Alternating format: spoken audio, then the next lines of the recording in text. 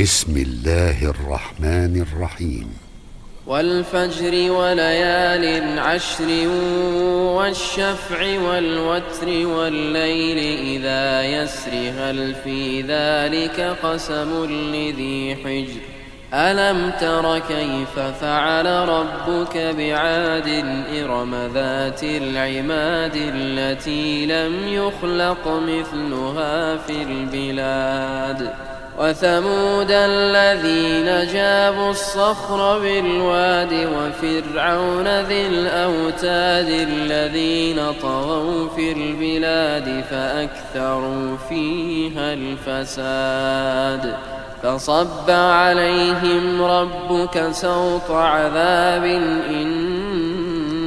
ربك لبالمرصاد فأما الإنسان إذا ما ابتلاه ربه فأكرمه ونعمه فيقول ربي أكرمن وأما إذا ما ابتلاه فقدر عليه رزقه فيقول ربي أهانن كلا بل لا تكرمون اليتيم ولا تحاضون على طعام المسكين وتأكلون التراث أكلا لما وتحبون المال حبا جما كلا إذا دكت الأرض دكا دكا وجاء ربك والملك صفا صفا وجيء يومئذ بجهنم يومئذ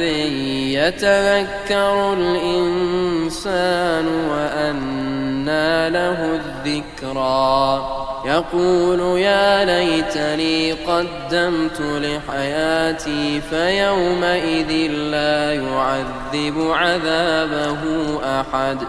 ولا يوثق وثاقه أحد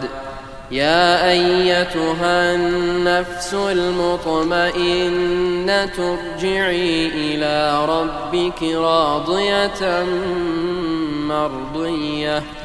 فادخلي في عبادي وادخلي جنتي.